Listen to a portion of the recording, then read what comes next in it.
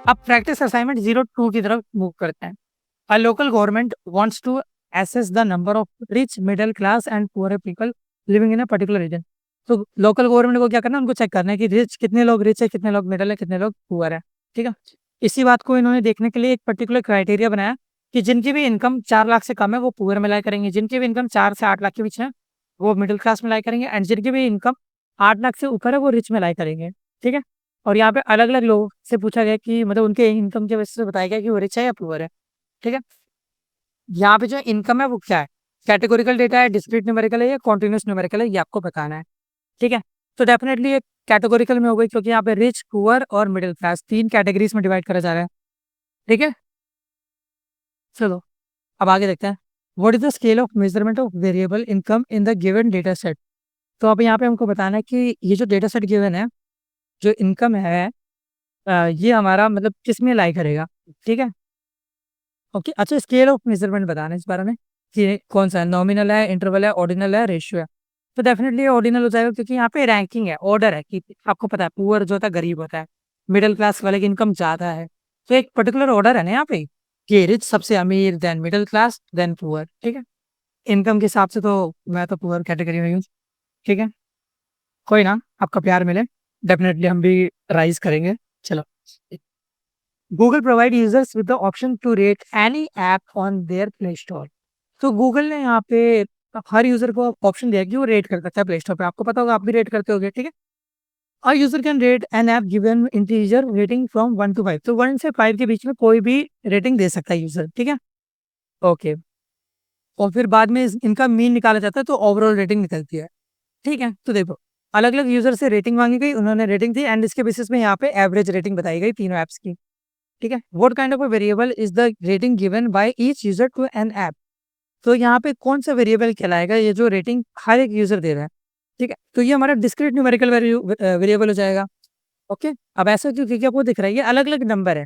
ठीक है, 4 3 2 1, तो ये लाइक आपको दिख रहा है, इसको समझ आ रहा है कि कहीं ना कहीं न्यूमेरिकल डेटा तो है एंड साथ ही साथ ये डिस्क्रीट भी है। अब आप डिस्क्रीट इसको ऐसे भी कह सकते हो क्योंकि कॉन्टिन्यूस नहीं है, हमको कैसे पता चला, क्योंकि इसके पास कोई यूनिट नहीं है।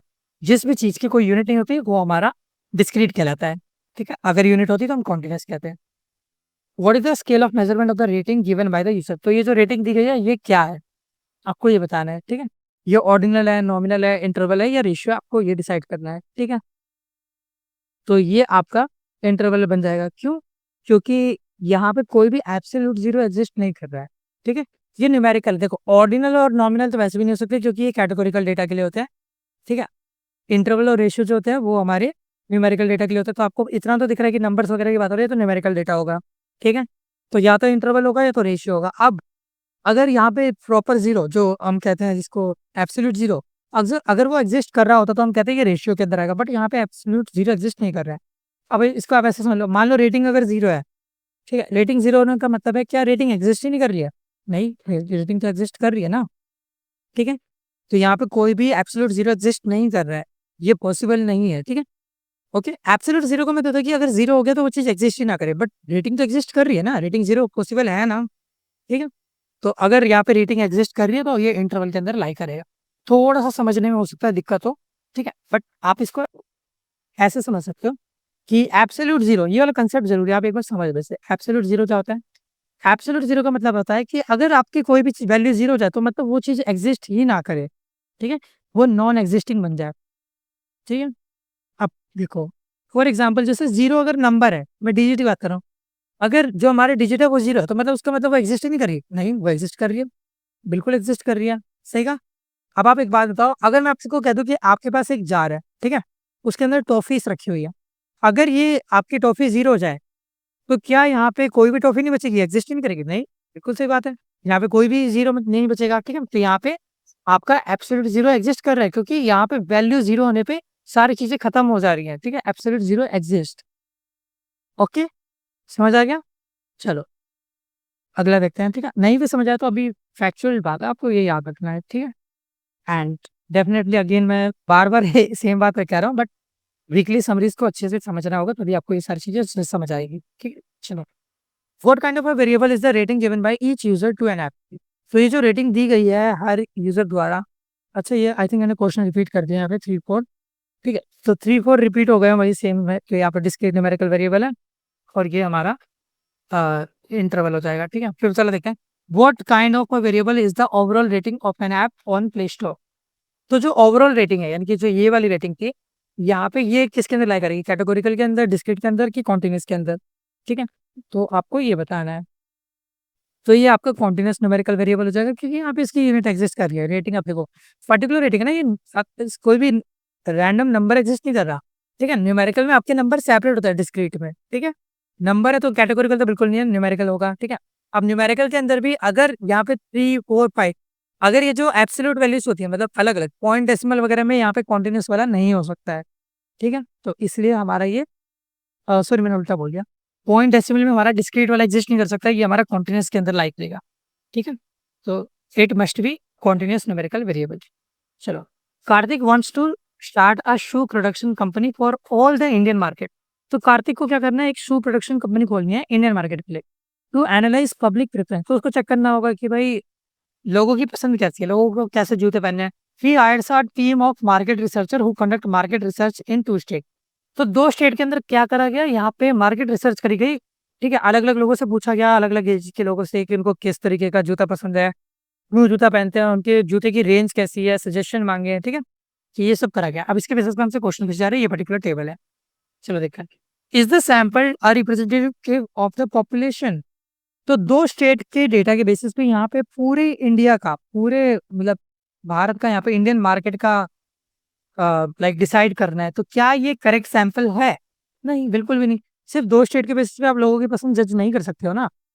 ओके, तो यहाँ पे डेफिनेटली अगर आप लाइक 20 से ज़्यादा स्टेट के बारे में, या फिर और ज़्यादा स्टेट्स के बारे में रिसर्च करते, तो डेफिनेटली आपको अच्छे से आइडिया लग सकता था। ठीक है, 7 देखते हैं, how many variable from the collected survey data are categorical. तो इनमें से कौन सा कैटेगोरिकल है? तो कैटेगोरिकल में आपको दिख रहा होगा, कैटेगोरिकल मैंने आपको बताया अप टू डाउन वाले होते हैं। ठीक है, तो यहाँ पे आपका जो नेम है वो कैटेगोरिकल है, क्योंकि यहाँ पे अलग अलग कैटेगरीज में आ रहे हैं नंबर। ठीक है, आपका जो यहाँ पे शू मटेरियल है ये कैटेगोरिकल है, क्योंकि देखो leather, rubber, furnitures, plastic, foam, synthetic. तो आपको दिख रहा है 3-4 ही है, वही बार बार रिपीट हो रहे हैं। लेदर हो गया एक, ठीक है, देखो लेदर जो है 1, 2, ठीक है, 2 बार रिपीट हो रहा है। जो रबर है आपका वो 1 बार रिपीट हो रहा है। सिंथेटिक्स है वो 1, 2, ठीक है, 2 बार रिपीट हो रहा है। प्लास्टिक है जो 1, 2, 3 बार रिपीट हो रहा है। फोम जो 1 बार हो रहा है। तो बेसिकली 4 ही ऑप्शन थे, उन्हीं को लगातार हम इंटरचेंज करके यूज करते हैं। तो 4 ही कैटेगरीज है ना यहाँ पे। ठीक है, ओके, जो आपका पर्पस है वो भी आप हमारे कैटेगरी के अंदर लाया करेगा, क्योंकि या तो फॉर्मल, स्पोर्ट, रनिंग, यही 3 ही कैटेगरीज है, उनमें हम चेंज कर रहे हैं।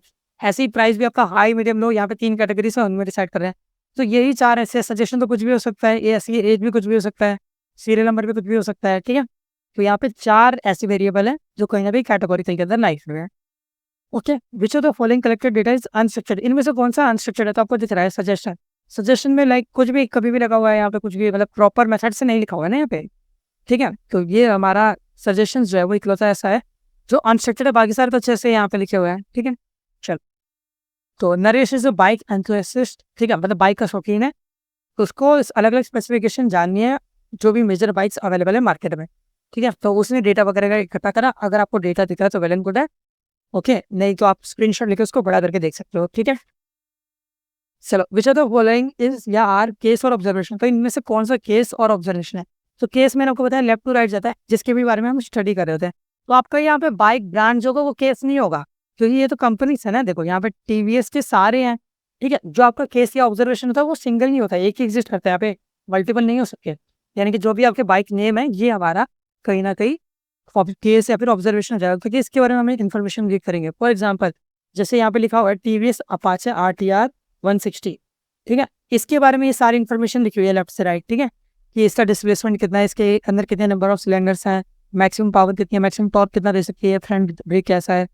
ठीक है, तो ये सब आपको बताना देखना है। ठीक है, तो यहाँ पे जो भी बाइक के नेम है ये हमारे ऑब्जर्वेशन हो जाएंगे। तो यानी कि KTM 792 और यामाहा MT-09 ये हमारा ऑब्जर्वेशन हो जाएगा। ओके, 10 देखते हैं, which of the following is or are continuous variable. तो यहाँ पे कौन सा कॉन्टिन्यूस वेरिएबल है आपको ये बताना है। तो कॉन्टिन्यूस वेरिएबल मतलब ऐसे वेरिएबल जिनके पास यूनिट हो। तो आपको दिख रहा है कि जो माइलेज है उसकी यूनिट है किलोमीटर पर लीटर। तो ये हो गया। डिस्प्लेसमेंट जो है वो सीसी में, सीसी का मतलब क्यूबिक सेंटीमीटर होता है, तो ये भी है। ठीक है, ओके, या फिर सीसी की कोई और यूनिट होगी तो वो मेरे को पता नहीं है, ठीक है? वो आप देख लेना। अच्छा, मतलब बस यूनिट होती है कोई, इतना हमें पता है। नंबर ऑफ सिलेंडर ये नहीं होगा। एवरेज रेटिंग भी यहाँ पे एवरेज रेटिंग आनी चाहिए ना।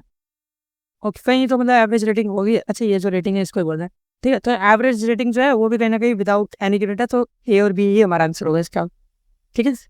चलो, ओके। ये एक सेकेंड ना, हाँ सॉरी, एवरेज रेटिंग, क्योंकि रेटिंग इसकी भी यूनिट होगी, ठीक है? ये भी होगा, कॉन्टिन्यूस में आएगा, लाइक करेगा, ए बी एंड डी हो जाएगा। चलो, 11 देखते हैं।